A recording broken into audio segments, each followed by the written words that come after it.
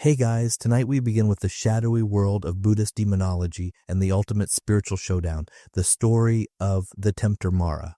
So before you get comfortable, take a moment to like the video and subscribe, but only if you truly enjoy what I do here, and let me know in the comments where you're tuning in from and what time it is for you. It's always fascinating to see who's joining us from around the world. Now dim the lights and let's ease into tonight's journey together. Welcome everyone to the Channel Historian Podcast, Buddhism and Demonology. Possibly you don't expect to find them in the same room, but Buddhist tradition is indeed full of demons and fiends. Yet it takes an approach to demonology that is anything but simple superstition. In the Buddhist time, popular cosmology teemed with yakas, rakas, buddhas, and other malevolent beings inherited from Indian folklore. But when Buddhism came along, it didn't just sweep the old world under the rug. Rather than denying their existence, Buddhism rather absorbed and reinterpreted these figures in line with its own teachings. Monks and laity across Asia told their own vivid accounts of demonic encounters.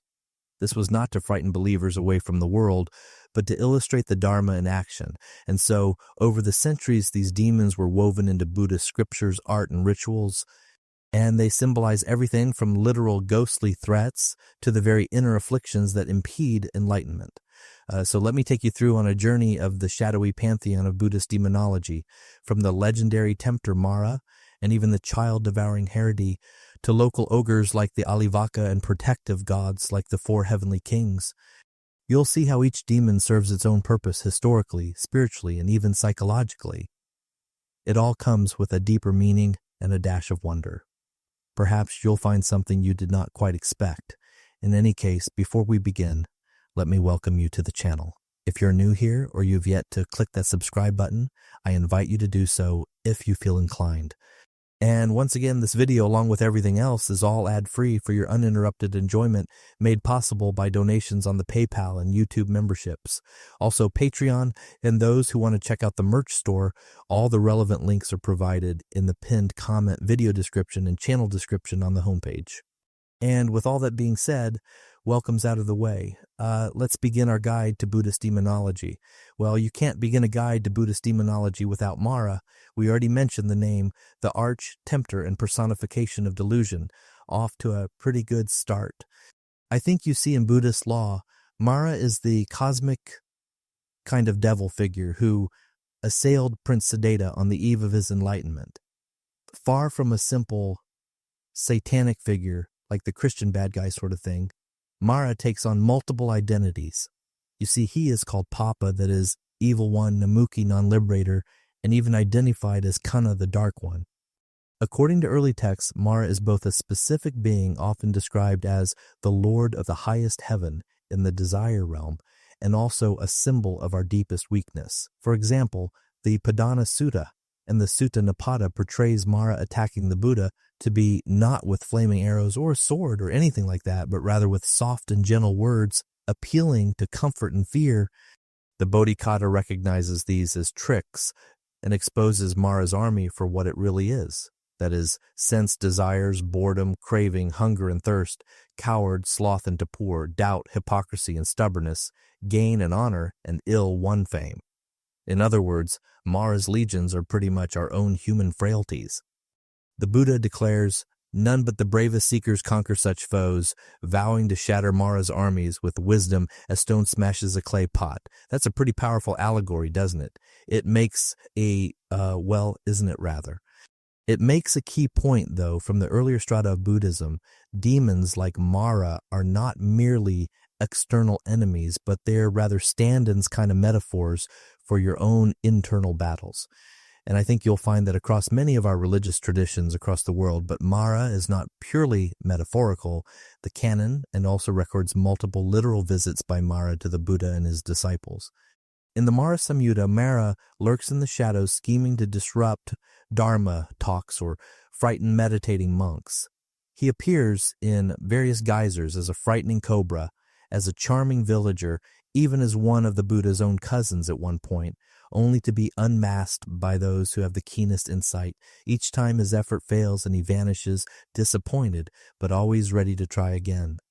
And there is that theme of recognizing the demon for what it is, regardless of its disguise. It reinforces a central Buddhist message that is, by seeing through illusions, one robs them of power. The Buddha is recorded calmly advising Mara, "I know you, evil one," before reiterating that Mara has no claim on one who has seen the truth. In one dramatic encounter, Mara unleashes his ultimate weapons, 3 seductive daughters trying to tempt the Buddha with lust. Well, the ruse falls flat. The enlightened one, he remains unmoved, and the trio depart in shame. Now, these are all pretty supernatural in flavor, but they actually serve to kind of humanize the Buddha's struggles. They assure devotees that even the awakened one was tested by desire, fear, and attachment, and that we too can overcome our inner demons by cultivating that wisdom and mindfulness. But let's go beyond Mara. Early Buddhist scriptures introduce a menagerie of yakas and raksas, nature spirits and ogres, that is, that they can either be benevolent or not so benevolent, even bloodthirsty. There is one famous story from the Sutta Nipata. It features Alavaka, the notorious yaksa, often rendered ogre or demon with a taste for human flesh. According to commentary, Alvaka terrorized the town of Alabi, extorting a daily human sacrifice from the king. In fact, even little babies were not spared from his appetite. Now that's a real demon. Well, the Buddha heard about this cruelty. So what did he do? He didn't organize an army. He didn't pick up a sword, didn't get angry. Instead, he walked straight into the yaka's lair. Of course, Alvaka was pretty furious at the intrusion. He was not accepting visitors. He bellowed repeatedly, "Get out, monk." But the Buddha was unmoved, and he stepped in and out of the demon's abode at each command until Alavaka tried a new tactic. "If you do not believe, I will strike you down, cleave your heart, and hurl you across the river."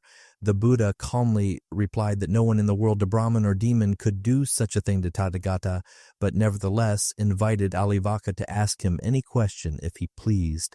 Now what followed is one of the most beloved dialogues in the Pali Canon. Alavaka, with surprising earnestness, probably at the Buddha's disposition, posed a series of riddling questions about the essence of holy life. For example, what is a man's highest wealth? What brings the taste of bliss? How does one cross the flood of suffering? Now the Buddha's answers were very simple, straight to the point, but quite profound, as following faith is the best wealth. Dharma well practiced brings bliss. By diligence one crosses the flood. By wisdom one is purified, and so on. In any case, by the end the once bloodthirsty demon is utterly tamed, not by force, but by wisdom, by Dharma. Alvaka explains in admiration that the Buddha has set up right what was overturned and declares himself a disciple, taking refuge in the Buddha Dharma and the SA. Thus, the fierce cannibal blood-drinker turns into a protector, and it's just one other tale, plenty of them, that we get from the Pali Canon that shows this recurring motive in Buddhist demonology, and that is not to destroy, but to convert. You see, demons, they're just kind of misguided spirits, and when confronted with truth and compassion, they can themselves be transformed into benefactors. The greatest victory, as the texts imply, is winning over a demon's heart rather than simply destroying the malevolent presence. This victory over a monster like Alavaka is a recurring theme, but the most persistent and subtle enemy was not a flesh-eating ogre, but Mara himself, in all his many forms. As we briefly mentioned, Mara is far more complex than a simple devil figure. He is both a literal cosmic entity and a profound psychological symbol. His very names reveal his function. He is called Papa, Namuchi, and Kena, and each name is a different lens through which to understand the nature of worldly suffering. Let's start with Papa, often translated as the evil one. This isn't just evil in the sense of a cartoon villain rubbing his hands together. In Pali, this is linked to papakama, or unskillful action, the kind of action that creates negative karma and leads to future suffering. So when Mara is called Papa, he is the personification of the very impulse towards unskillful action. He is that little voice in your head that justifies the small cruelty, the harmless lie, the moment of selfish greed. He is the master of moral confusion, the whisper that makes the unwholesome path seem so much more attractive, reasonable, or easy than the wholesome one. He makes virtue seem like a dreadful chore and indulgence seem like a well-earned reward. He is the part of our own mind that says it's just this once or everyone else is doing it.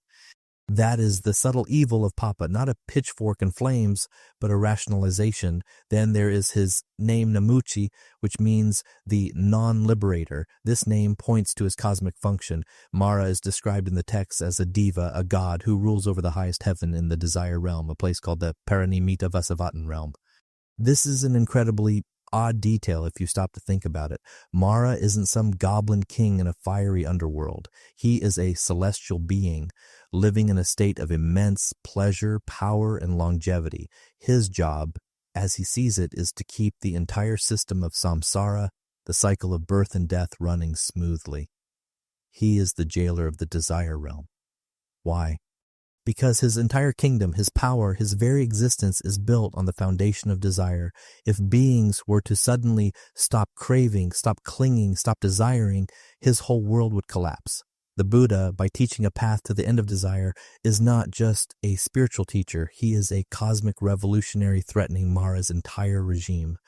So, as Namushi, the non-liberator, his primary goal is to prevent anyone from finding the exit. He is the force that binds, the one who strengthens the fetters of attachment that keep us chained to the wheel of rebirth. His attacks are not always terrifying. Sometimes the most effective prison is a comfortable one. We can imagine the sound of Namuchi's temptation not as a roar, but as the gentle rustling of silks, the quiet clinking of gold coins, and the murmur of 1,000 soft voices promising comfort, security, and pleasure. These whispers say, "Why strive so hard? Why bother with all that difficult meditation? Rest here. It's safe here. Just one more day, one more pleasure." The air in Namuchi's prison is warm, humid, and thick, making every breath a little too comfortable, deadening the urgency to ever find the door. Was the sticky, cloying grasp of our own habits and attachments, and he is the Lord of them all. Finally, he is called Kana, the Dark One. This is perhaps his most psychological and personal aspect. Kana means dark or black. This is not the darkness of a cave, but the darkness of ignorance, avidya, and delusion, moha. He is the fundamental blindness that prevents us from seeing reality as it is. He is the shadow that our own mind casts over the truth, obscuring the Four Noble Truths and the path to freedom. When the Buddha to be Siddhartha sat under the Bodhi tree, it was Kana who brought the final, most desperate assault. This was the darkness of profound self-doubt, the crushing, cold weight of the question, who do you think you are to do this? No one has ever escaped. What makes you so special? We can imagine the feeling of Kana's presence. It's not a biting, angry wind, but a profound, still, and pressing cold. It is a damp chill that seeps right into your bones, making you feel tired, hopeless, and small. The air grows heavy, and the light of your own awareness seems to dim, as if a great, dark, heavy cloth has been draped over your perception, leaving you feeling isolated, confused, and utterly exhausted.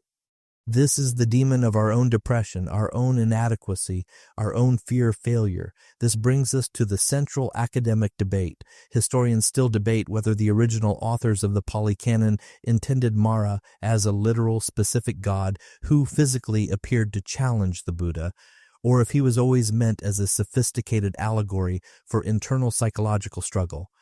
The truth, as it so often is probably both. The cosmology of ancient India was rich with devas and spirits, and for the Buddha's enlightenment to be a world-changing event, it had to be a victory on a cosmic scale. Mara, the literal deva king, had to show up and be defeated to prove that the Buddha's awakening was superior to even the highest gods of the desire realm. But at the same time, the texts are full of clues that this is an internal battle. The Buddha doesn't defeat Mara with a magic spell or a divine weapon. He defeats him by touching the earth, calling it to witness his lifetimes of accumulated virtue. He defeats him with insight, mindfulness, and a mind that is as vast and unshakable as the ground beneath him. This dual nature is precisely the point. The demon out there, the literal Mara, is only powerful because he resonates with the demon in here, our own Papa Namuchi and Kana. Mara is the ultimate externalization of our own internal bonds. His true danger is not that he is a monster with claws. His true danger is his subtlety. He is the voice of reason, the call to comfort, and the shadow of our own deepest doubt. This makes him a far greater and more persistent threat than any simple, flesh-eating ogre, and it's why his army, which he brought to that final battle, was not made of goblins, but of something far more familiar. That army was so much more familiar and so much harder to fight than any goblin. The confrontation under the Bodhi tree, known as the Mara Vijaya or victory over Mara, is the central defining battle of the Buddhist legend. Prince Siddhartha had seated himself, making a vow not to rise until he had found the truth. This was it, the final exam. Mara, as the lord of samsara, could not allow this. It was a direct threat to his authority, a break in his prison. So he unleashed his full power, not as a single tempter, but as a general commanding a vast and terrifying host. Yet the early texts, like the Padana Sutta, give us the troop manifest. It is a list not of monsters, but of our own worst impulses. This is the odd, brilliant detail of the story. Mara's army is a who's who of our own psychological baggage. The first wave to crash against the Bodhisattva's meditation was kama, or sensual desire. This is Mara's champion, his chief general. This is not just lust, but the entire nagging, grasping nature of wanting. It is the itch for a softer cushion, the memory of a good meal, the desire for praise, the craving for comfort. It is the fundamental pull of the world, begging us to engage, to consume, to find our happiness in things. We can almost feel it, as Siddhartha must have. It's not a loud noise, but a thickening of the air, a cloying sweetness. It is the scent of sandalwood and jasmine, the feeling of fine silk, brushing the skin, the phantom taste of honey and wine on the tongue, all designed to pull the mind out of its deep focus and back into the warm, sticky embrace of the senses. This is the demon that whispers you deserve a treat, you've worked hard enough. Siddhartha, however, simply sat and observed it without clinging. He saw it for what it was, a passing shadow. Mara was frustrated. He summoned his second general, Hariti, which translates as discontent or, more amusingly, boredom. If desire can't pull you out, maybe boredom will push you out. This is the demon of restlessness, the profound, agonizing itch of what next. It's the feeling of being trapped in a quiet room when your mind wants to be anywhere else. This is the demon that tells you meditation is pointless, that you are wasting your time, that nothing is happening.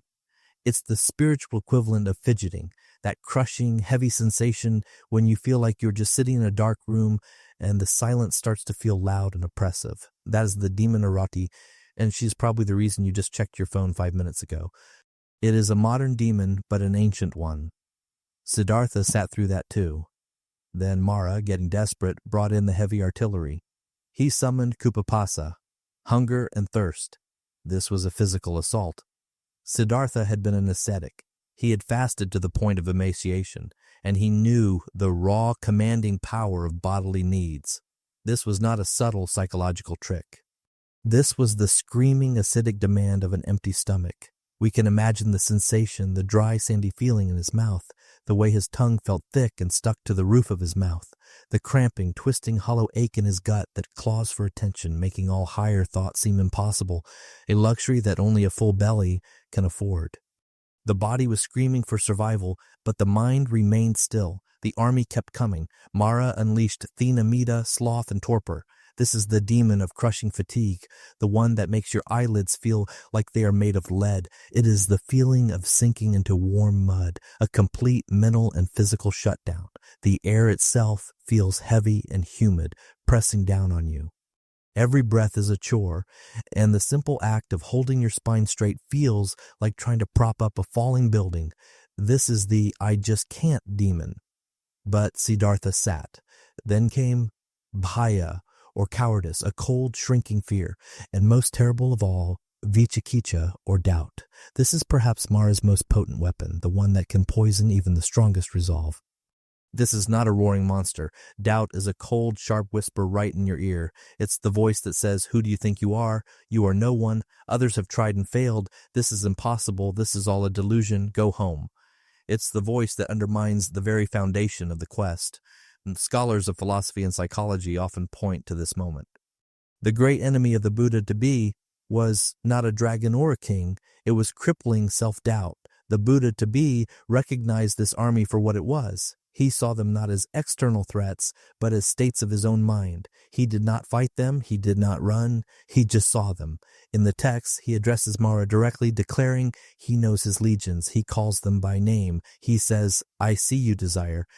I see you, doubt. I see you, boredom. By naming them, by seeing them with the clear light of mindfulness, he robbed them of their power.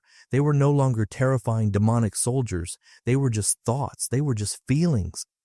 The Buddha declares that Mara's army, which shatters the world of gods and men, will be shattered by his wisdom, just as an unbaked clay pot is shattered by a stone.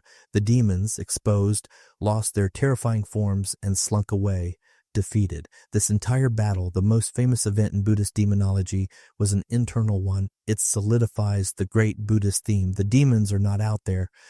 They are in here. They are our own frailties, our own cravings, our own fears, and the only weapon that can defeat them is not a sword, but the simple, radical act of fearless self-awareness. But Mara is not purely metaphorical, or at least the ancient texts didn't treat him that way. The canon also records multiple, quite literal visits by Mara to the Buddha and his disciples long after the Enlightenment. If the battle at the Bodhi tree was the Great War, these were the petty, persistent guerrilla skirmishes. Mara, it seems, is a very sore loser. An entire section of the scriptures, the Mara Samyutta, or connected discourses on Mara, is basically a collection of these failed demonic encounters. It's a fascinating look into the mind of the early Buddhist community, who clearly felt that the forces of delusion were not just an internal problem, but an external one too. In these stories, Mara lurks in the shadows, constantly scheming. He is less of a cosmic terror and more of a cosmic pest, always looking for a lapse in mindfulness and opening to exploit. He appears in various guises, trying to disrupt Dharma talks or frighten meditating monks. His tactics are almost comically varied. One moment he might take the form of a terrifying giant cobra, his hood flared wide, hissing aggressively, trying to break a monk's concentration through sheer primal fear. We can almost imagine the sudden, cold, musky scent of a large reptile filling the air of a quiet cave, the sound of scales on dry leaves, a heart-stopping moment of pure terror. But the monk, steeped in mindfulness, would simply note, fear, fear, and the illusion would vanish. Another time, Mara might appear as a simple, rustic farmer leaning on his plow, interrupting the Buddha himself. He would offer some seemingly innocent but worldly advice, perhaps about the futility of it all, or why not just enjoy the simple pleasures of life, a kind of aw shucks philosophy designed to undermine the profound. He might even appear as one of the Buddha's own cousins, a truly odd and personal detail. Imagine a monk deep in meditation and someone looking exactly like Ananda, the Buddha's trusted attendant, comes over and whispers, "The master is calling for you," or "You're doing it wrong." It's a tactic of pure psychological confusion, using a trusted form to plant the seed of doubt. But each time, his effort fails. The Buddha, or his enlightened disciples, those with the keenest insight, would simply look at the apparition and say, "I know you, evil one. Yao pajanami tam papa." The moment the demon is seen, the moment his disguise is penetrated by wisdom, his power evaporates. He vanishes, as the texts always say, sad and disappointed, but always ready to try again. This reinforces that central Buddhist message that by seeing through illusions, one robs them of their power. The Buddha is recorded calmly advising Mara, "I know you, evil one," before reiterating that Mara has no claim on one who has seen the truth. In one of the most dramatic encounters, long after the Enlightenment, Mara unleashes his ultimate weapon, a tactic he'd apparently held in reserve. He sends his 3 seductive daughters, whose names are themselves allegories: Tanha, or craving, Arati, or aversion, and Raga, or passion. Well, the ruse falls flat. The daughters, described as beings of unparalleled beauty, perform a tantalizing hypnotic dance. We can imagine them approaching the meditating Buddha, their forms shimmering with a supernatural beauty, their skin appearing flawless under the sun. The air around them grew thick and perfumed, a heady mix of lotus and night jasmine, designed to cloud the mind and awaken base desires.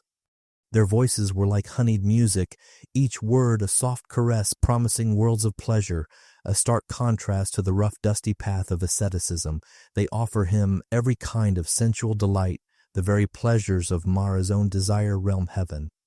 But the enlightened one, he remains unmoved. The fires of lust, craving, and aversion are, for him, completely extinguished. He doesn't chide them. He doesn't fight them. He doesn't even engage. He simply sits, perfectly aware, and his total, profound indifference is a more powerful rejection than any angry words. The trio, confounded by this man who wants nothing they can offer, depart in utter shame, their power shown to be utterly hollow. Historians still debate whether these narratives were meant as literal historical events or as pedagogical parables, vivid teaching tools to illustrate the ongoing nature of temptation.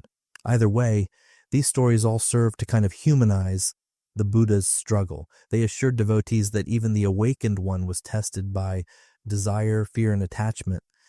The difference was he was no longer fooled by them. These tales told the early monk or nun that when they felt desire or fear or doubt, it wasn't a sign that they had failed. It was just Mara, the evil one, trying his old tricks again. And like the Buddha, all they had to do was see the trick for what it was, and it would lose its power. But let's go beyond Mara. While he is the arch-nemesis, the early Buddhist scriptures introduce a whole menagerie of other beings, the yakas and rakshasas, nature spirits and ogres that could be either benevolent or not so benevolent, even bloodthirsty. There's one famous story from the Sutta Nipata that features Alavaka, the notorious yaksa, often rendered as an ogre or demon, with a very specific and frankly very antisocial taste for human flesh. This was not some subtle psychological tempter like Mara. Alavaka was the monster in the woods, the creature of nightmares, and his existence was a very real, very physical problem for the people of Alavi. According to the later commentaries, which really flesh out the story, Alavaka was a terrifying figure.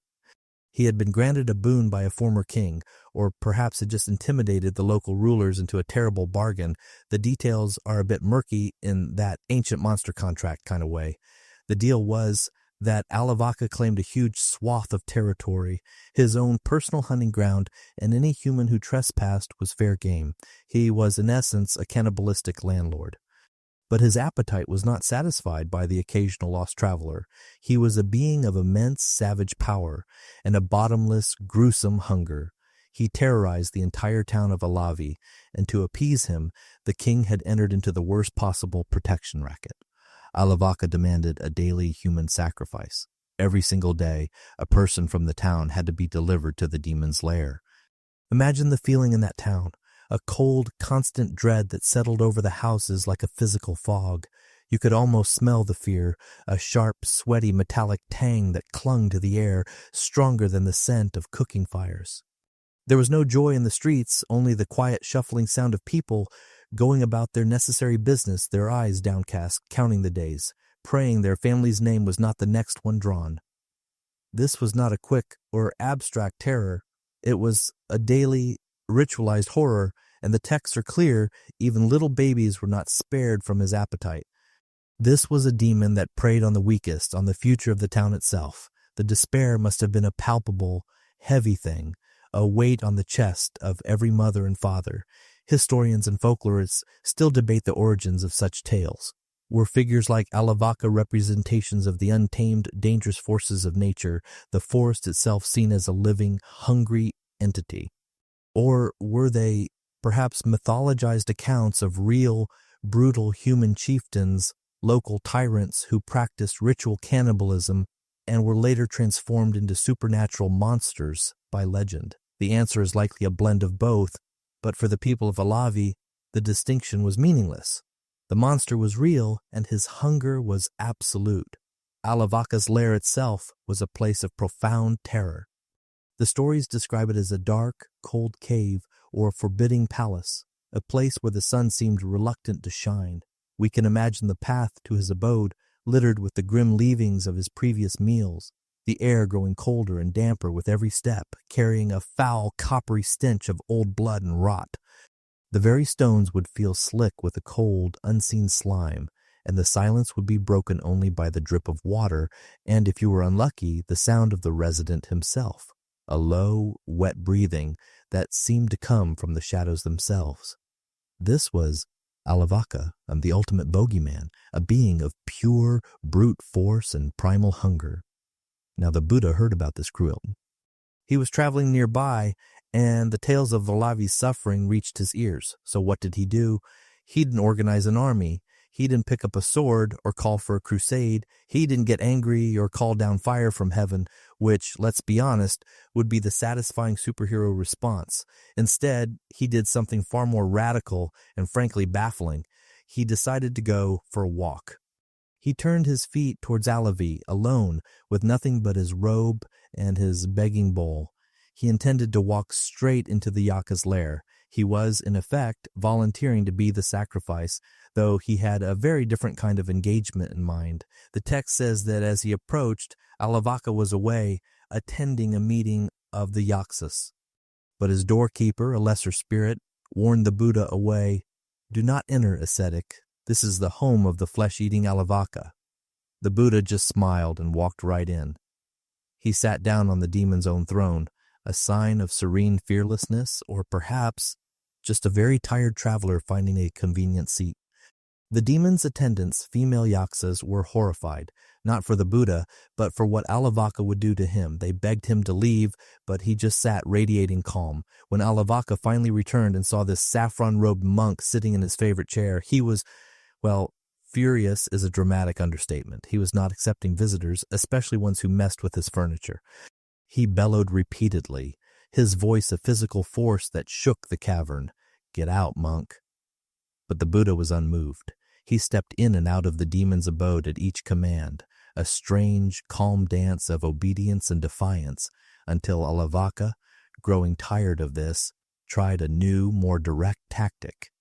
He threatened him, if you do not leave, I will strike you down. I will cleave your heart. I will hurl you across the great river. He was promising the full monstrous demon king treatment, and the Buddha, sitting there calmly, replied that no one in any world, no god, no demon, no human, could do such a thing to a fully awakened one. But, he said, he would nonetheless invite Alavaka to ask him any question he pleased, and this is where the entire encounter, one that started with the threat of being eaten, pivots in the most unexpected way.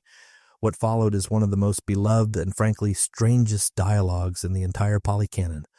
Alavaka, a creature of pure, brutal impulse, was now faced with a being he could not intimidate, eat, or even understand.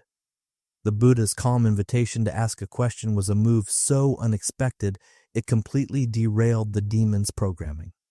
The air in the cave was still thick with the stench of death and damp stone, a cold, wet smell that clung to the back of the throat.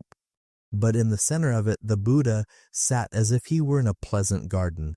Alavaka, likely giving up on physical threats, decided to test this monk's supposed wisdom.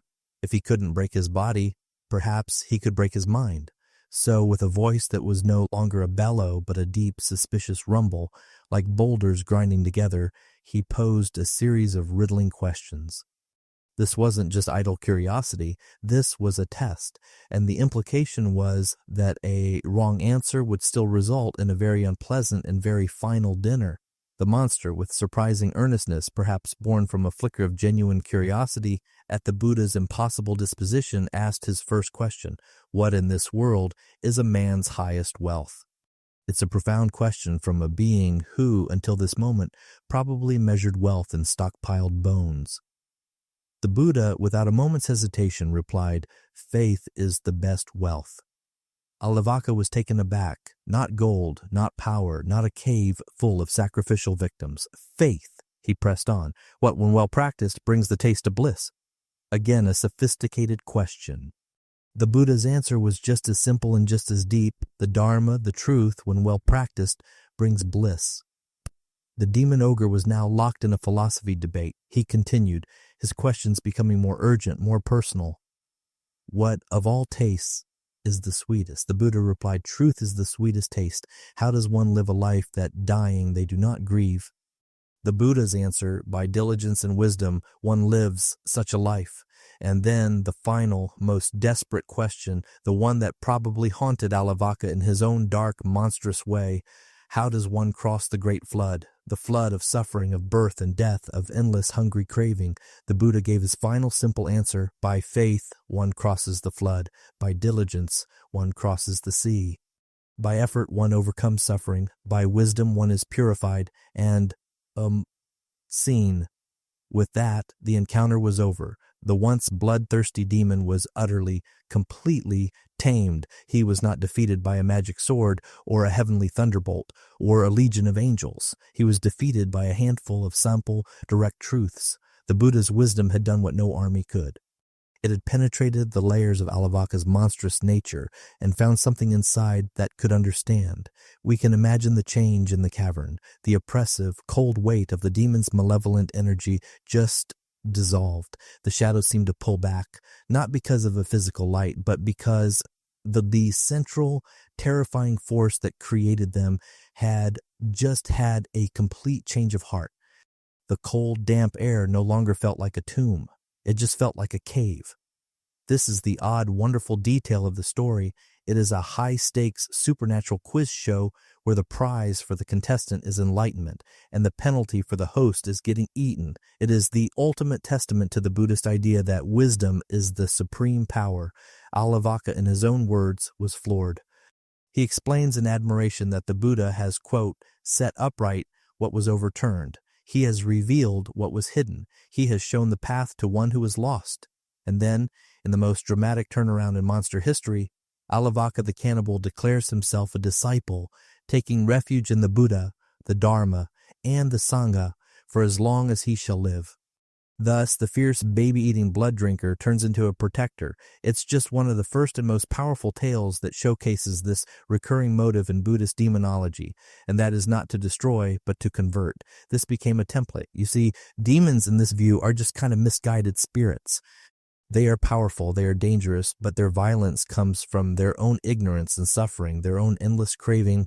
When confronted with the profound, unshakable truth of the Dharma and the fearless compassion of one who embodies it, they can themselves be transformed into benefactors. The greatest victory, as the texts imply, is not destroying the malevolent presence. It's winning over the demon's heart. This radical idea that no one is irredeemably evil, not even a literal monster, sets Buddhism's approach to demonology apart. But not all demons were lone ogres in a cave. Some were far more tragically woven into the fabric of human life, like the terrifying figure of Hariti.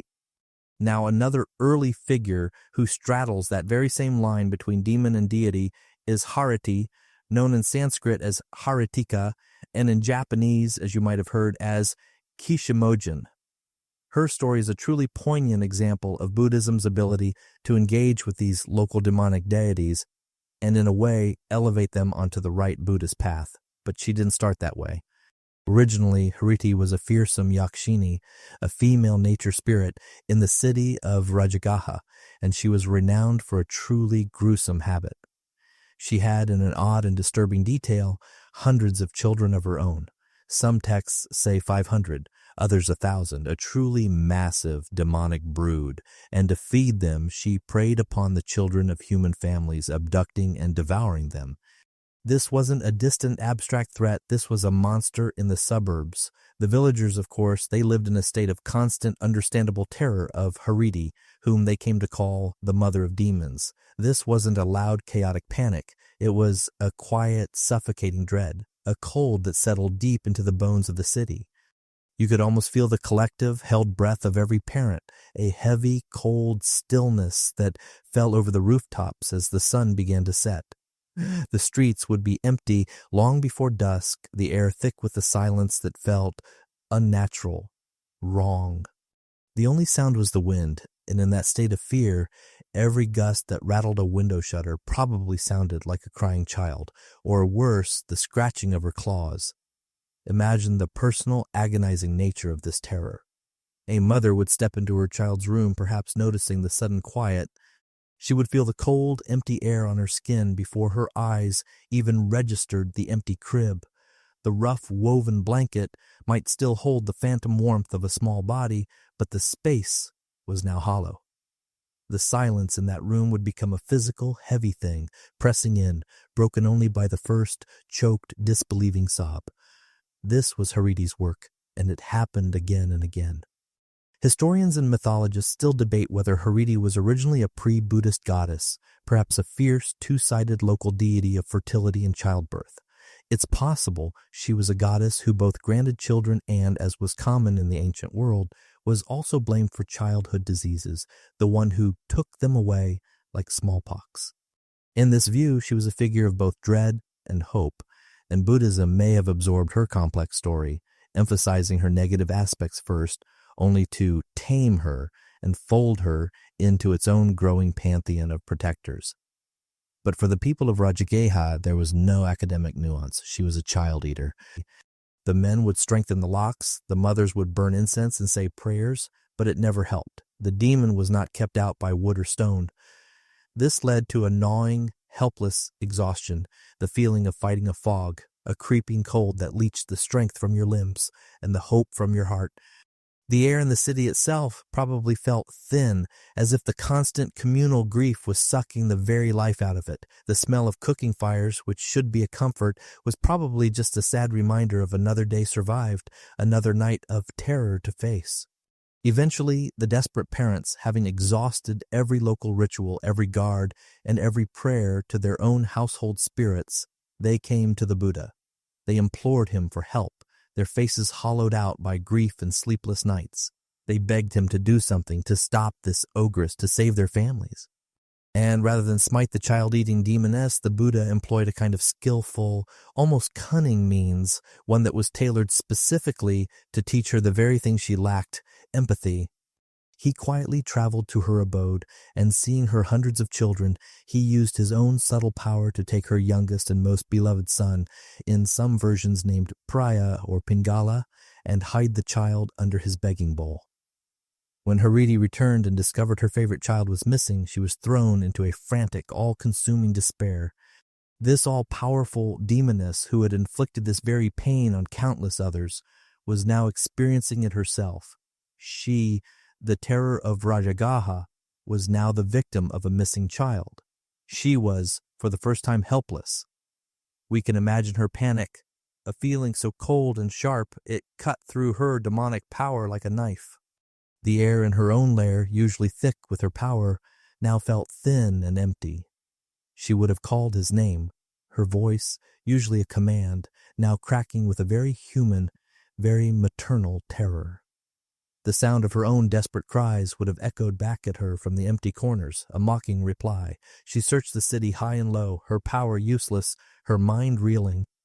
At last her frantic quest brought her sobbing and broken to the Buddha's feet. She had heard he was a great sage, perhaps he would know where her son was. The Buddha, seeing her profound agonizing grief, gently observed, "You have so many children, why do you grieve so much for one?" Hariti, in her anguish, cried out that her child, her youngest, was the most precious thing in her life, and she could not bear the loss. And then the Buddha delivered his lesson, not with a sermon, but with a simple, devastating question. You feel such pain at the loss of 1 of 500. Now you understand the pain that you have caused others. Imagine the anguish of all those mothers in Rajagaha whose only child you took. Well, Hariti was struck to the core. The Buddha certainly taught her a lesson with that one. His words landed with the force of a physical blow, cutting through her grief and revealing the monstrous scale of her own cruelty. We can imagine that moment of realization, a sickening, cold clarity that washed over her, the taste in her own mouth, perhaps a coppery tang of old blood now turned to ash and bile. She saw in an instant every face of every mother she had widowed of a child, every empty crib, every silent house.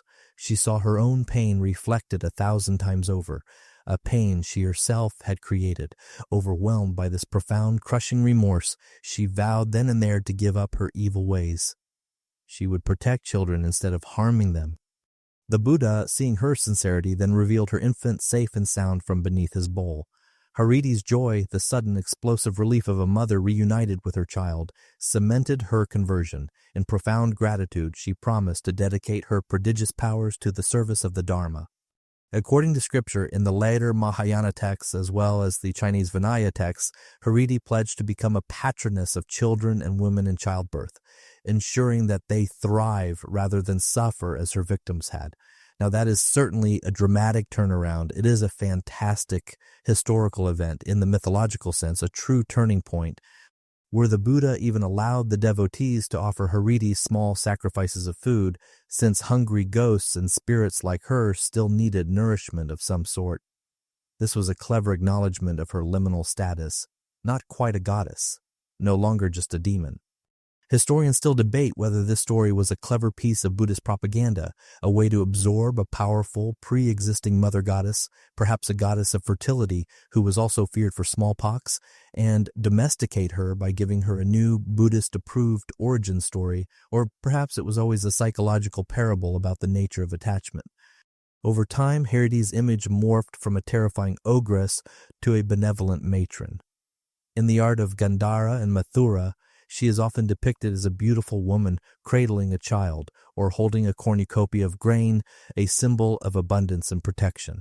When Buddhism spread to China and Japan, Hariti as Gilimu in Chinese or Kishimojin in Japanese, as mentioned, was enshrined as a guardian spirit. In the Lotus Sutra's 26th chapter, Hariti and her 10 demon daughters take a solemn oath before the Buddha. They vow to safeguard all who embrace the Dharma, especially those who uphold the Lotus teaching. In this remarkable trajectory from literal child devourer to Dharma protector shows that Buddhist approach to demons again. That is to subdue the harmful impulse and redirect all of that energy towards good rather than evil. Hariti's tale, it might also carry a subtler teaching about attachment and loss, so familiar to human parents, especially of those older times. In her agony over her missing son, Hariti learned the lesson of compassion the hard way, a lesson the Buddha gently imparted to temper her immense motherly love with wisdom and non-harming. And so, to this very day in Japan's Nichiren sect, Kishimojin is venerated as a goddess of easy childbirth and child-rearing, often portrayed as holding a baby in a pomegranate, which is another symbol of fertility. No one denies her demonic past, but rather they remember it as proof of the transformative power of Buddhist compassion. Of course, if Buddhism can convert demons like Alavaka and Hariti, it also recruited the very gods to guard against demons. The most famous of these heavenly guardians recruited to keep the less savory spirits in line are the 4 great kings, the Kadar Maharaja. These are the worldly deities, the Lokapalas or world protectors who occupy the lowest of the heavenly realms, right on the slopes of the cosmic Mount Meru. They are, in essence, the divine border patrol, the first line of defense, standing watch over the 4 cardinal directions of our human world. In the Pali Canon's cosmology, these 4 great kings are not Buddhas. They are not fully enlightened arhats. They are powerful, long-lived, and generally benevolent devas, celestial rulers who have a strong sense of duty. They are, in a way, the highest-ranking civil servants of the cosmos, and they took a very early and very keen interest in the Buddha's new teaching. They are said to have been present at his birth, at his enlightenment, and at his passing. They are the ultimate celestial fans, and they turned that fandom into a job, vowing to protect the Dharma and anyone who practices it. Each king commands a vast legion of supernatural spirits, and this is where the cosmology gets really interesting, as they are essentially the generals of the very same classes of beings that often cause all the trouble. First, there is Dadaratha, the king of the east. He rules over the Gandharvas, the celestial musicians. In the cosmology, these are spirits of the air, trees, and flowers, known for their intoxicating music and fragrance. We can imagine Dadaratha's court as a place of constant, unearthly sound. It is not music you simply hear, but music you feel, a shimmering, complex harmony that smells like jasmine and sandalwood, a sound that can lift the heart to ecstasy or, if misused, drive a person to madness. He is often depicted holding a lute, the very image of a divine artist, his duty to keep these beautiful but capricious spirits in check. Then, in the south, we have Virulhaka. He is the king who commands the legions of Kumbandas.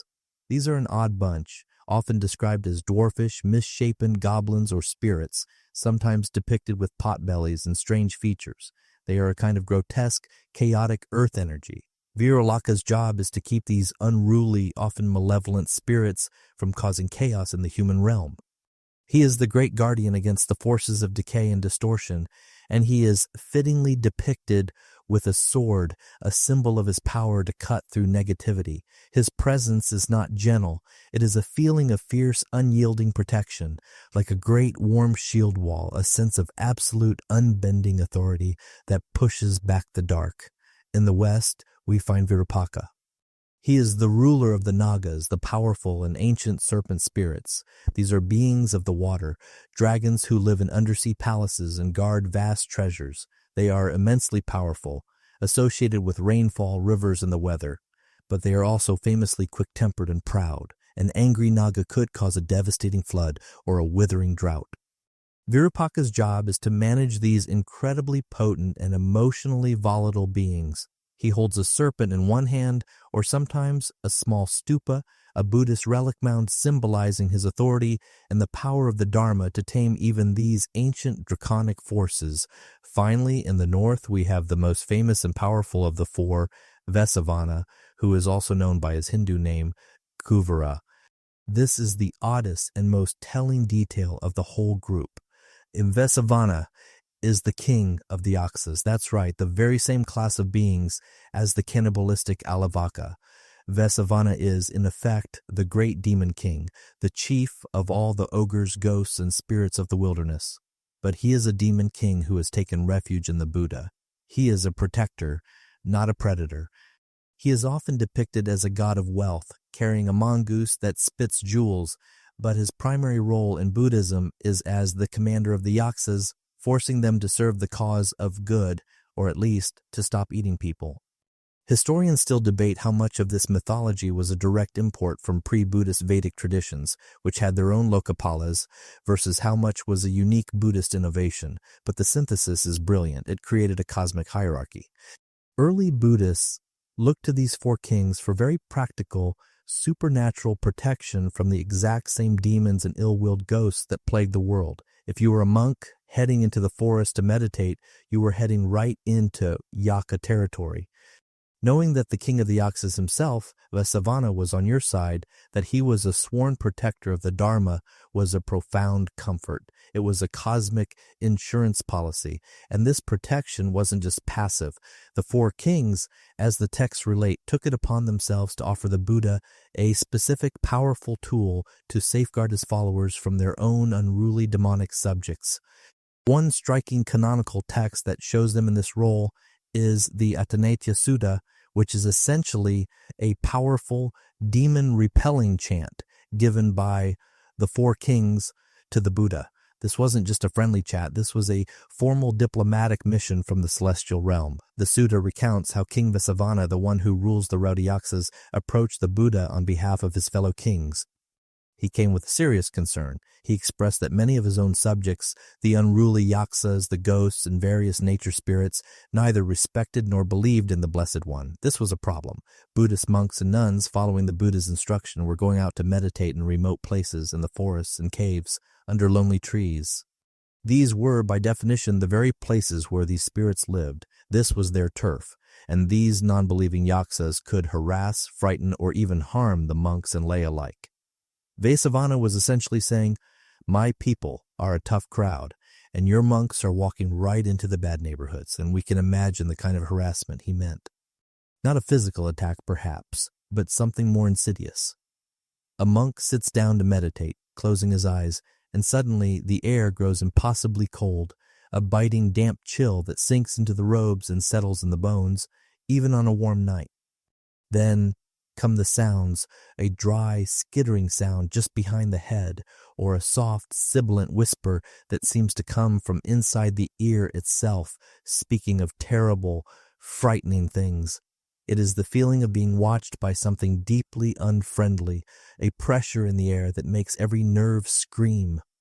This is what the monks were facing, and Vesavana, as a new convert, felt responsible.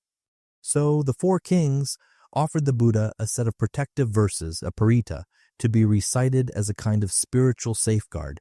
This became the Atanatya Parita. It is a truly odd and fascinating text. It is not a gentle blessing. It is a formal proclamation, a kind of cosmic do not touch list. Within its verses, the four kings invoke a whole who's who of benevolent deity. They name the seven past Buddhas. They name a roll call of high-ranking Yaka generals, essentially putting all the good spirits on notice. They are enjoining them to keep the Dharma community safe. The chant basically works by saying, we, the undersigned great kings, and all these powerful generals respect the Buddha. This person reciting the chant is with the Buddha. Therefore, you lower-ranking troublesome spirits had better back off. They even threaten punitive action against any spirit who still dares to trouble a disciple who lives righteously. It is, in effect, a divine restraining order backed by the biggest spiritual bouncers in the cosmos. The Buddha, in a very practical move, praised this act. He understood the fears of his followers. He instructed his followers to memorize the chant and the text as well. This was a significant historical event within the tradition, the formal acceptance of a spirit protection chant given by the spirits themselves into the Buddhist toolkit. It shows that even the mighty four kings saw value in a dharmic practice free from demonic disturbance, and they took it upon themselves to ensure that protection. The sutta's introduction frankly states it is a spiritual protection against evil spirits presented by King Vesavana to the Buddha. In traditional Sri Lankan and Southeast Asian practice, this Attanata Sutura is only recited on special occasions. It's not your everyday casual blessing.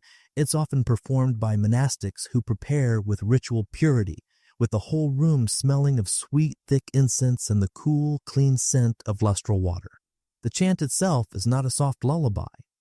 It is deep, resonant, and sonorous, the sound itself designed to be a wall of pure, unwavering authority that calms the mind and cleanses the space. But because it is so powerful, it is essentially a last resort exorcism formula.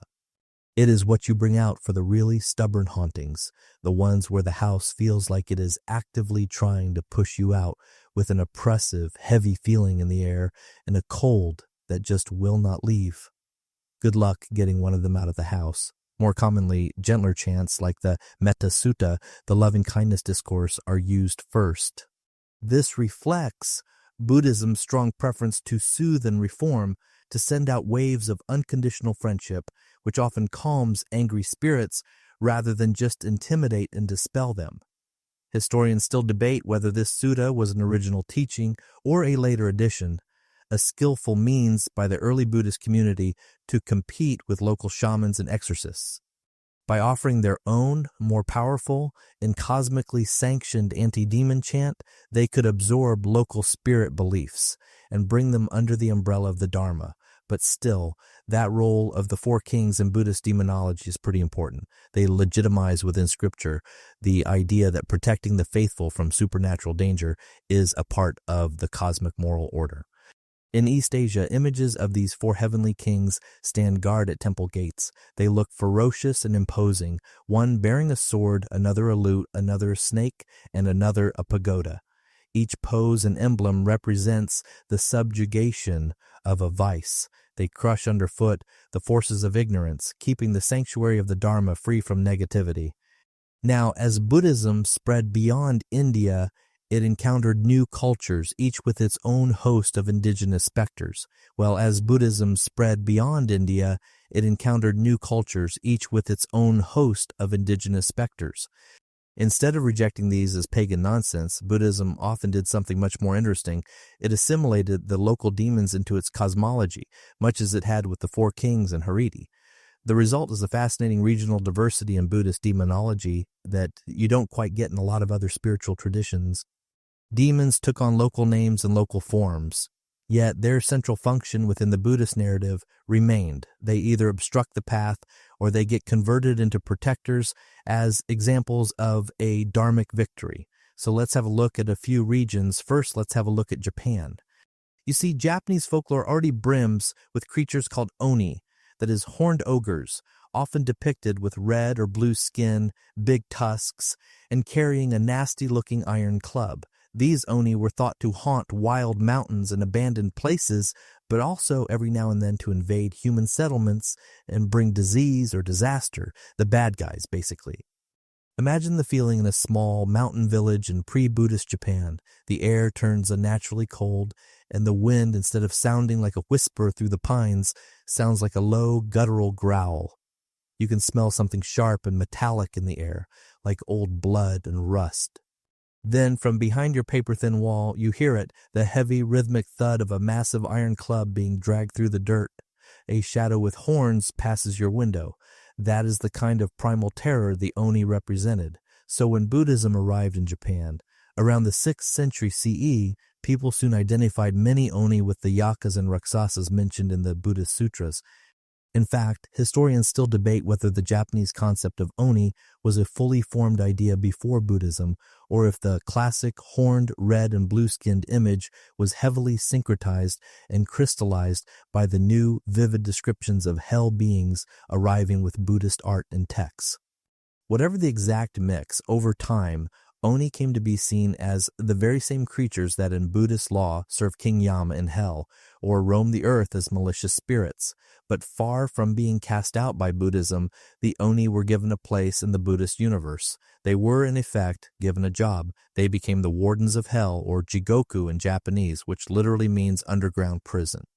There, they would be the ones to punish the wicked, manifestations of all that excess greed or anger on earth. In other words, Japanese Buddhism turned the oni into pedagogical creatures. They were fearsome, yes, but ultimately part of the moral order that encourages humans to avoid evil deeds, lest they have to deal with the Oni's club in hell. Not the kind of clubbing scene that you want on a weekend. Imagine that Buddhist hell for a moment. The air itself is not air, but a thick, soupy hot miasma that smells of burning sulfur, charred flesh, and molten iron. It is so hot it feels like a physical heavy blanket, searing your lungs with every single breath. The only light comes from rivers of lava, casting flickering, grotesque shadows. And the only sound is a constant, high-pitched, maddening wail of countless voices, punctuated by the booming, laughing commands of the red and blue oni as they herd the damned with their hot iron clubs. Now, even the imagery of oni evolved under Buddhist influence. That classical red and blue horned appearance likely crystallized in the medieval era, inspired in part by Buddhist art's depiction of the Yaka generals and the fierce neo-guardian statues that stand at temple gates. And some oni are portrayed with a third eye or extra limbs, echoing tantric Buddhist depictions of wrathful deities. Japan also developed unique rituals to ward off demons of their own, and they blended Buddhist and Shinto elements. The most famous is Setsubun, that is the bean-throwing festival, and that's held every spring's eve. To this day, families still shout, "Demons out, blessings in," while tossing roasted soybeans out the door, symbolically pelting any lurking demons and inviting good fortune. This custom, introduced from China in the 8th century, was early on linked to Buddhist temples and teachings. A delightful legend from the 10th century, a great odd detail, tells of a Buddhist monk at Kuramadera who was confronted by a pesky oni. But the quick-thinking monk hurled roasted soybeans at the demon's eyes, blinding and chasing it away. Nothing hits harder than a handful of soybeans, I'm sure. Well, thus began the practice of meme-maki, that is, bean scattering to purge evil influences. By the Edo period, Setsubun bean-throwing ceremonies were celebrated at both Shinto shrines and Buddhist temples nationwide, often with monks or even costumed local men playing the part of the oni so villagers could gleefully pelt them. Imagine being that costumed oni. The heavy papier-mâché mask is hot and suffocating. It smells of old sweat glue in your own breath. You can barely see out of the tiny slitted eye holes. Then the chaos erupts. You are pelted by thousands of hard, stinging soybeans from a gleeful, shouting crowd. It is a strange, cathartic, ritualized beating. The oni in this context clearly represent misfortune or bad karma accumulated over the past year. Essentially, negative energies have to be expelled through a cathartic, community-wide exorcism ritual. It's a pretty good example of how folklore and Buddhism coalesced. The Buddhist temple lent spiritual authority to an old rite, framing it as a cleansing not just of evil spirits, but also of the spiritual impurities in one's heart. At the same time, the folk belief in literal ogres was reinforced by Buddhist cosmology, which gave the oni roles in the unseen realms of existence. Even today, temples like Kyoto's Yoshida Shrine or Tokyo's Sensoji host large Setsubun events with priests and sometimes celebrities tossing beans into huge grounds. That chant of Oni out, luck in nicely captures the Buddhist ethic that to invite good, you have to first cast out inner demons, whether that's ignorance, anger, jealousy, or whatever your poison is. In Japan's Buddhist demonology also features those compassionate twists. Consider Kishimojin, that is Hariti, whom we met earlier, once worshipped as a fearsome goddess of smallpox and calamity, but now petitioned for protection. The twist certainly a career change, that's for sure. Or the Tenrosetsu daughters, that is Raksasis, who after converting in the Lotus Sutra became guardian spirits. In many Nidoran Buddhist temples, one finds altars to Kishimojin and her 10 daughters, with devotees offering sweets or fruits. This isn't the idolization of evil, don't get it mixed up. It's just a reminder that even demons can have a change of heart and use their powers for good. They'll show a little bit of mercy, I suppose. And indeed, some Japanese Oni tales end with the Oni taking refuge in the Buddha and ceasing their malevolence. Stories like that reinforce the idea that no being is irredeemable, a very Mahayana Buddhist sentiment. Now let's look at Southeast Asia, those Theravada regions in countries like Thailand, Myanmar, or Burma, whatever you want to call it, Cambodia, and Laos. Here, Buddhism encountered a very, very animated local spirit world. The people believed in a myriad of ghosts and nature spirits collectively known by names like the Phai in Thai, or the Nats in Burmese, or the Nik Tia in Cambodian. These range from the restless, mournful souls of tragically deceased humans to ancient, powerful guardians dwelling in banyan trees. Many were considered to be dangerously capricious, quick to anger, or even downright malicious. I'm a poet. I didn't even know I was. Theravada Buddhism, being technically non-theistic in its core philosophy, did not explicitly endorse these beliefs in its scriptures. It's a very streamlined analytical path. Yet, in practice, the religion bent to accommodate them. Historians and anthropologists still debate this. Did Buddhism truly absorb these beliefs, or did it just provide a superior framework for managing them, a kind of spiritual gentrification? The result, whatever you call it, is a rich syncretism, where a devout Buddhist might sincerely take refuge in the triple gem, the Buddha, Dharma, and Sangha, and also hang amulets and a small spirit house in his yard to appease the local ghost. For example, Myanmar's system of the 37 Nats is a fascinating, almost bureaucratic approach to demonology. These are not formless terrors. They are specific, named entities, a whole canonized list of them, and the odd historical detail is that most of them are the ghosts of historical figures, usually royalty or heroes who met violent, unjust deaths and were then elevated to divine status. You have figures like Princess Peacock Maid and the Lord of the Great Mountain. Burmese kings, long ago, she canonized, I suppose we can use that word, these Nats. They even hosted state ceremonies to propitiate them, recognizing that the fear of these spirits was a powerful social reality that certainly needed to be addressed and managed. And to this very day, you can visit Mount Popa in Myanmar and find a shrine to the Mahagiri Nats. The air is thick with the smoke of incense, a sweet, heavy perfume that mixes with the slightly overripe, fruity smell of offerings, bananas, and coconuts piled high to keep those volatile royal spirits happy. Burmese Buddhist doctrine might label such beings as petas, hungry ghosts, or even low-level divas, but in popular religion they are simply Nats. Not quite Buddhas, not quite demons, but certainly powerful, invisible neighbors who must be respected. But what about Cambodia? Well, if we go there, we find a detailed classification of pretty nasty spirits that almost parallels an ethnography of the demonic. There are the Klok, the ghosts of the dead, the Pret and Basak, which are particularly vicious demons born of those who died by violence or great sin. They are the ones you truly do not want to meet. Imagine walking a path at dusk and the warm, humid air suddenly turns cold, a pocket of winter in the tropical night.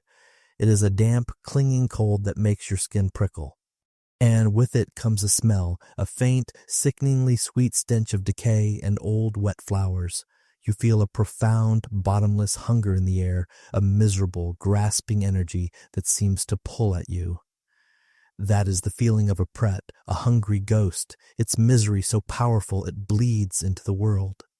There are also the arak, often female evil spirits that cause illness, and the local Nik Tie, the guardian genie of a particular place, like a specific banyan tree or a crossroads. Cambodian villagers traditionally believe all these spirits demand proper respect and offerings. If neglected or insulted, they wreak havoc with illness, accidents, or madness. So, where exactly does Buddhism enter the picture? Well, rather than refute these beings, Cambodian Buddhism supplies the means to contain and coexist with them. Monks are often invited to homes, not just for a blessing of the living, but explicitly to chant away angry spirits.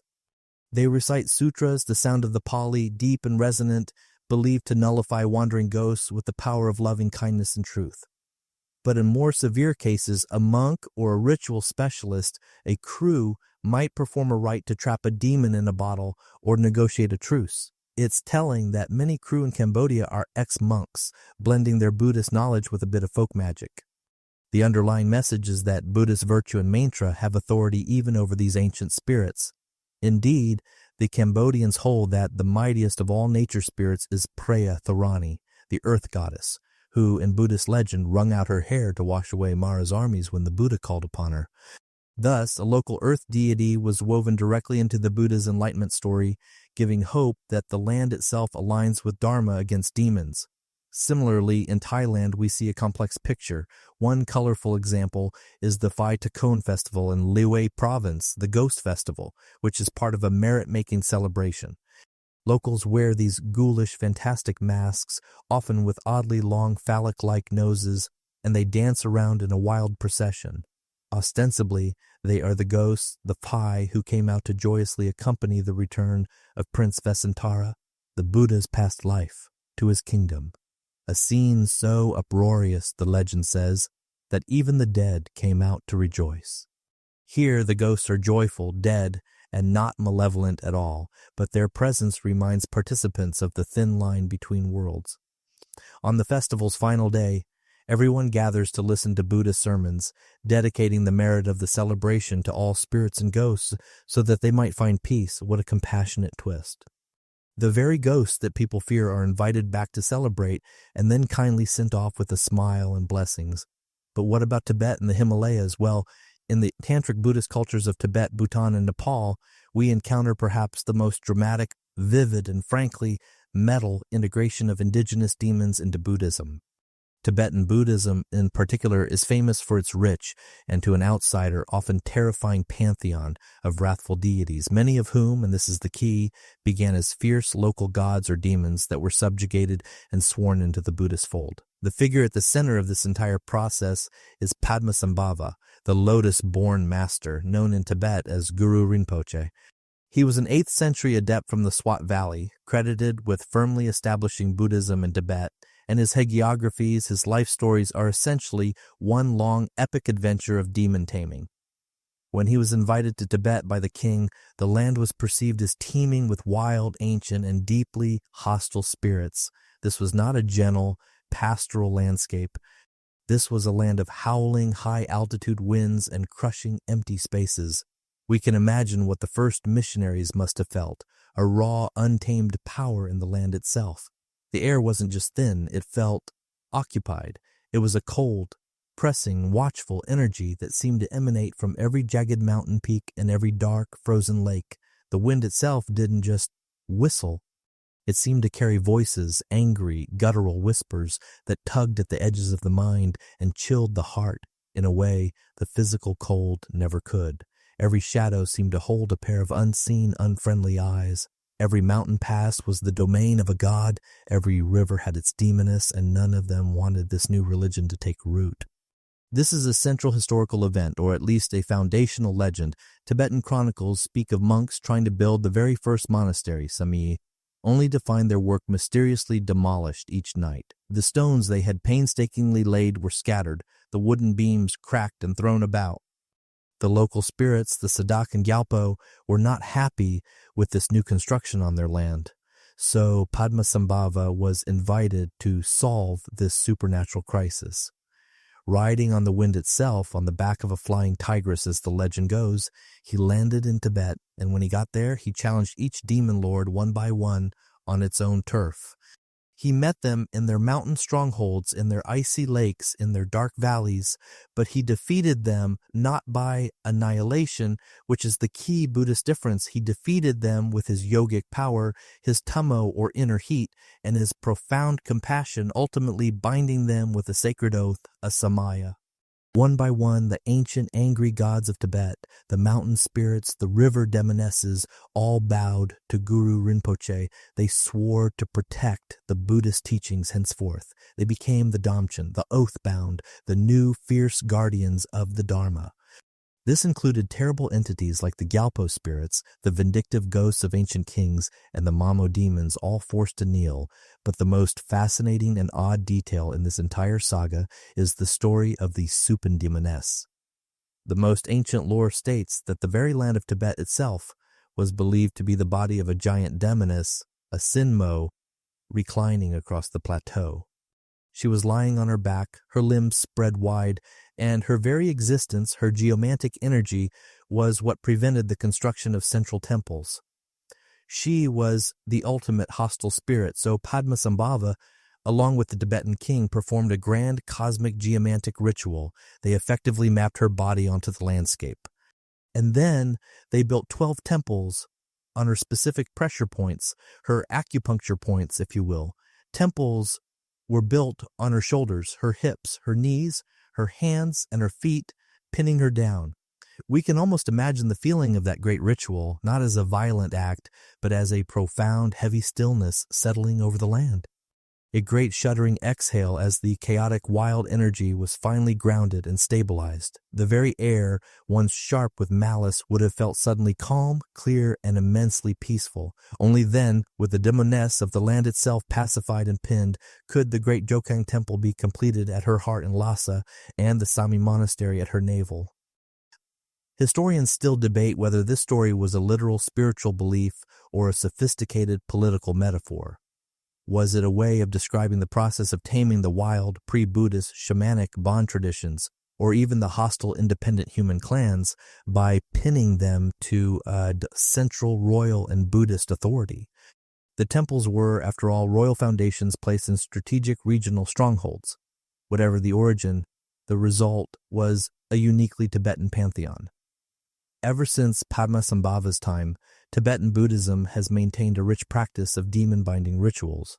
Monasteries have entire cycles of ceremonies to exorcise harmful spirits or to re-enlist the local deities as guardians. For instance, the elaborate tantric cham dances with their terrifying masks feature costume monks performing the roles of the Dharmapala, the Dharma protectors, who theatrically subdue the demons. The smell of burning resinous juniper smoke, a purifying scent, fills the cold mountain air of the courtyard. The sound is overwhelming, the deep, guttural, vibrating blast of the Dungchen, the long copper horns and the clashing of cymbals, a chaotic, holy noise designed to both invoke and control these fierce powers. Moreover, many of Tibet's most important wrathful meditation deities, such as Mahakala, Yamantaka, and the terrifying female protector Palden Lamo, have origin stories where they were once bloodthirsty indigenous gods or demons who were converted by a great master and vowed to defend the Buddha's doctrine. Padmasambhava is also said to have hidden countless terma, or treasure texts, for future ages, each one guarded by a specific spirit whom he bound under oath to preserve and later reveal the teachings. Thus, in Tibet, the line between demon and protector is especially thin. It is often the very same being, just viewed in two different phases, first antagonistic, later repentant and benevolent. Tibetan lamas, rather than exterminating the old gods, gave them a new life as a fierce guardian of a monastery or a personal tutelary deity for a Buddhist yogi. This had a dual effect. It kept continuity with pre-Buddhist beliefs, so common folk still saw their mountain gods around, just now wearing monk robes, so to speak. but it also illustrated the Mahayana ideal that no sentient being, not even a demon, is unreachable by compassion. Well, that being said, Tibetan culture retained a healthy respect for the troublesome nature of demons. Village shamans and monks alike perform rites to this day to appease landlord spirits or expel malicious influences. One fascinating tantric rite is chud, the cutting practice, where a yogi visualizes inviting all demons and ghostly hungry ghosts to a feast. When the feast begins, the offering of the yogi's own blood, miraculously multiplied and transformed into a divine nectar. The demons, sated and quite delighted, either become friends or at least leave the yogi alone thereafter. Here again, we see the principle of confrontation through fearlessness and generosity. The practitioner literally confronts inner and outer demons by offering them compassion instead of fear. Such practices show the psychological insight of Tantric Buddhism. The hardest demons to subdue are one's own fear and one's own ego. By feeding the demons, one robs them of terror. And that's a pretty profound twist. The demon that was an obstacle becomes the very means to one's spiritual growth. Well, by now, it's pretty clear that Buddhist demonology operates on quite a few different levels. There are the flesh and blood demons of folklore, taken quite literally by ordinary folk. But as you get into the Buddhist philosophy, you see that demons are also rich metaphors for psychological states and cosmic truths. Different Buddhist schools articulate this differently, yet all concur on the ultimate goal, that is to recognize demons for what they truly are, often manifestations of our own ignorance or karma. In Theravada Buddhism, the Abhidhamma philosophy, which is the deep, analytical, psychological part of the tradition, doesn't comment on goblins and ogres per se. It is far more interested in breaking down our entire experience into its smallest possible components, mental and physical phenomena. From this very precise, almost clinical view, a demon troubling you is either an unseen being existing within the vast, multi-layered samsaric existence, like a hungry ghost or pita, or it is a projection of your mind. In both cases, it is a conditioned phenomenon, arising from causes. The Abhidhamma does list various realms of existence, and that includes a ghostly realm and hell realms. So it leaves plenty of room for those fiery-eyed pitas and yaksas, but it doesn't dwell on them. It is far more interested in the killas, the defilements, the real evil entities that possess the mind. These are greed, hatred, and delusion. These are one's personal demons.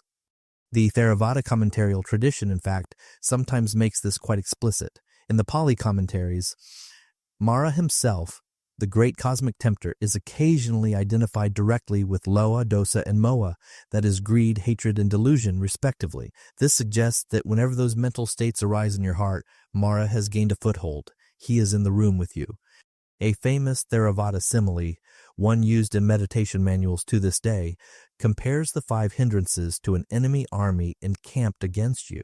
These hindrances are sensual desire, ill will, sloth and torpor, restlessness and worry, and skeptical doubt. This clearly and directly echoes that old imagery of Mara's 5-fold army described by the Buddha. We can feel this in our own practice. You sit down to meditate, and suddenly the demon of Thinamida, sloth, and torpor appears.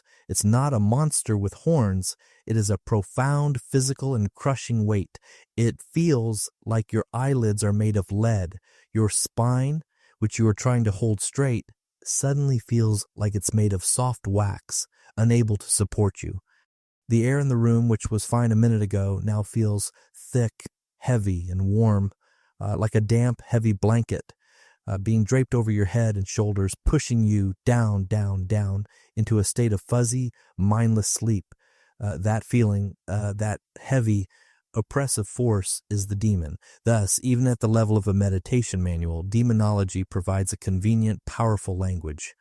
The meditator going to sit is like a warrior entering battle with the armies of Mara, which are just his own inner disturbances. And this mindset can actually really encourage perseverance. Think about it. a thought from the Buddha in the Padana Sutta saying, the better I die in battle now than live undefeated. Well, a meditator is urged to have similar courage against the demon of doubt or torpor. Now, that's a dramatic personification, certainly, but it drives home the point that spiritual practice requires Herculean effort. It's not easy. It's not a one and done.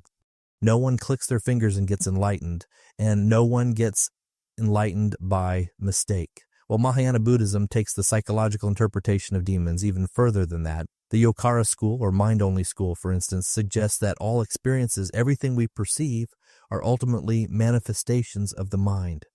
From that standpoint, if you see a demon, it is literally a projection of some karma or a mental imprint of vasana within your own consciousness. Now, this doesn't mean that you can instantly just think it away. Karma has its own momentum, its own reality, but it completely reframes the problem.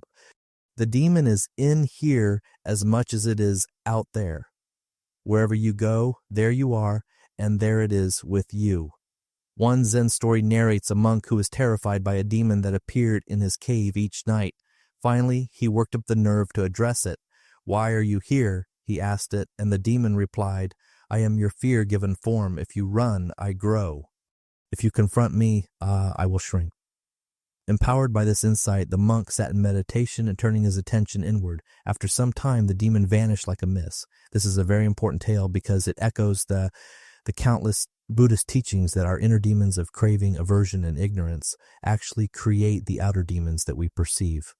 But on a doctrinal level, the Mahayana texts sometimes enumerate 4 maras to drive home the omnipresence of the demonic as a metaphor. These 4 are Skandamara, the demon of the 5 aggregates; Klesamara, the demon of defilements; Mirumara, the demon of death; and Devaputra, the son of God, i.e. Mara as a literal deity.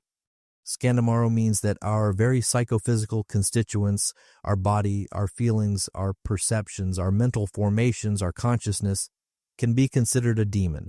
This is because clinging to them, believing they are me or mine, is the very thing that perpetuates samsara. That stubborn feeling of I is the demon. While the old literature encourages meditators to see the aggregates as empty of self, to the extent one is seduced by the illusion of a personal self, one is under the sway of Skandamara. Well, Klesamara is a bit more straightforward. It is the personification of the afflictive emotions like greed, anger, pride, and jealousy. These are the classic inner demons that every practitioner must confront. We might recall how the Buddha in legend named Mara's daughters Tanha, craving, Arati, aversion, and Raga, passion, making it very plain that Mara's seductions were really just these mental poisons in disguise. Mirumara, the demon of death. It symbolizes the looming fear of one's own mortality and the fact of mortality that can derail one's practice. Death is seen as a demon, not because it's evil per se, but because our attachment to life and our deep fear of death can condemn even earnest practitioners into abandoning the path in a panic. Indeed, one sutta recounts Mara approaching the Buddha when he was old and in pain, suggesting that he just give up and die, enter his final nirvana. The Buddha dismisses him, resolving to teach to the very end. Finally, Devaputra Mara refers to Mara as a celestial being, essentially the lord of the desire realm who tries to obstruct holy persons. This reminds us that even if one conquers the inner defilements, there is still the structural barrier of samsara itself, epitomized by Mara's cosmic role. In Mahayana thought, a bodhisattva must vanquish all 4 maras to attain complete enlightenment. A fairly difficult feat to do, but it is notable that 3 of the 4 are clearly mental: self-illusion, fear of death, defilements. And while only one of them is an external deity, and even that external Mara is only effective if the internal conditions allow, you have to let Mara in. Thus, in a doctrinal sense, Buddhism brings even the grandest demons back to the mind. Everything is under our control. We just have to show a little bit of bravery. Now, Tantric Buddhism, that is Vajrayana, it adds another layer, one that is perhaps the most fascinating. It deliberately utilizes demonic imagery as part of the path to purify the mind. In tantric visualization practices, a yogi might be instructed to visualize a wrathful Buddha form. Let's say a ferocious deity like Yamantaka, the conqueror of death, with a terrifying blue-black body, multiple heads, fangs, and a crown made entirely out of human skulls. This is not something evil, though, but more of a manifestation of enlightened compassion in a very, very fierce clothing. Well, these images draw on the very same palette as demonology. We're talking flames, weapons, severed heads, and trampling on corpses. However, they are transmuted into symbols of cutting through illusion, destroying ignorance, and guarding the Dharma with an unstoppable, terrifying force. It's almost as if Tantra says, since people are going to imagine demons anyway, let them imagine an ultimate demon that is fully enlightened and, most importantly, on their side. This approach harnesses the raw psychological power of the demonic, its energy, its fearlessness, its awe, and puts it directly into the service of the path of Dharma. A tantric practitioner is sometimes told to visualize every fear, every obstacle, every misfortune as just a playful display of their meditation deity. If your chosen deity is Yamantaka, the conqueror of Yama, Lord of Death, then death itself appears as just a powerless phantom bowing to your enlightened compassion. In effect, Tantra internalizes the demon and then eradicates it by over-identifying with a force of goodness that is even more terrifying to negativity. One of the most profound and odd practices in this vein is the Tibetan practice of chod, or cutting. In this practice, a yogi or yogini, often at night in a place that is genuinely frightening, like a charnel ground or a graveyard, visualizes inviting all demons, all spirits, all hungry ghosts, and all of their karmic creditors to a great feast. But the feast, the offering, is the yogi's own body. They visualize their consciousness leaving their body, which is then carved up, and their own flesh and blood are miraculously transformed into a divine, endless nectar. We can imagine the sensation of this visualization. It is not an abstract thought. The yogi feels the cold night air on their skin, the smell of damp earth, and perhaps the faint coppery tang of old blood in the air from the charnel ground. They hear the rustle of unseen things in the darkness. Then they feel the sharp cold blade of their own compassion as it cuts through their attachment to their body, a feeling of profound, terrifying release. They visualize the hungry ghosts, beings of pure, agonizing need, and feel not fear, but a surge of overwhelming, heartbreaking pity. And as the demons feed, they are not only sated, they are purified and liberated by the yogi's selfless compassion. The practitioner is left with nothing, no body to protect, no self to defend, and in that they find the ultimate fearless freedom. Here again, the demon that was an obstacle, the fear, the attachment, becomes the very means to one's spiritual growth. So across all these perspectives, an intriguing question emerges. Are demons real? That's a little hard to say when it comes to Buddhism, because the answer that Buddhism gives us is a little bit nuanced. Yes, they are real, within the conventional reality where our minds operate. Hence, the Buddha and later masters took them seriously enough to engage with them face to face. But ultimately, demons are just part of samsara. As such, they are empty of inherent existence just like we are. They depend on causes and conditions, notably our own mental states, to even appear.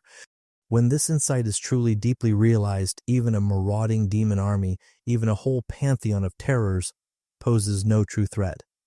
The Cleveland Museum's famous ivory carving of the Buddha defeating Mara captures this profound philosophy perfectly. Go and look that up. The Buddha sits in the center, completely unflinching, serene, with one hand touching the earth. He is surrounded by a chaotic, swirling storm of demons, monsters, and temptresses. They are grotesque and beautiful, loud and terrifying, but he sits unflinchingly because he knows that they have no inherent reality. He sees them as empty projections, and his equanimity, born of this deep wisdom, renders them completely powerless. It is a perfect tableau of peace found not by fighting, but by seeing. And so, for Buddhist practitioners, this translates into an approach towards life's problems, our own demons, that is both pragmatic and deeply spiritual. If one is troubled by unexplainable misfortunes or deep psychological turmoil, one might perform rituals like chanting the Atanata Sutta given by the Four Kings, or seek counsel as if dealing with a real external malign force. There's benefit in that, and Buddhism provides those skillful means. But simultaneously, one is always encouraged to examine one's own heart and mind to find the seeds of anger, delusion, and desire that might be manifesting as those very troubles. An ancient Buddhist commentary puts it this way, and it is a beautiful image to end on. Mara seizes an untended mind, just like rain enters a poorly roofed hut. The demons, it says, they get in through those little gaps, our unguarded cravings, our unexamined aversions, our moments of lazy mindfulness. In the Western vernacular, we might say the devil makes work for idle hands, or the devil finds us in our weakest moments. Tend into ethics, meditation, and wisdom. Well, that's like repairing the roof before the storm. The demons might still howl outside, the winds of karma might still blow, but they simply stay outside in the storm, unable to find a way in. And so, as our journey through the shadowy pantheon comes to a close, the air in the room seems to grow still. The stories of Mara's temptations, of Alavaka's hungry rage, and Hariti's profound maternal grief all fade into the quiet. They are no longer terrifying figures in the dark, but just echoes, lessons wrapped in myth. We have seen how the Buddhist path, rather than denying the darkness, steps right into it, carrying the small, steady light of awareness. The fierce-faced gods of Tibet, the hungry ghosts of the Thai forest, the mischievous Oni of Japan, they all dissolve back into the mind from which they came. They are, in the end, just energy, just forms of our own fear, our own craving, our own confusion, and ultimately our own capacity for profound, fearless compassion. As you settle in now, letting the day release its hold, feel your own mind grow quiet. The only demons that matter are the ones we allow to take root. And the ultimate protection, the strongest safeguard, is not a magic chant or fierce-faced guardian. It is the simple, soft, and steady rhythm of your own breath, the quiet, spacious, and peaceful awareness that is always there, right underneath the noise. Let the stories go, let the images fade. There is nothing here to fear. There's only the stillness of the night and the gentle, restful dark. Good night.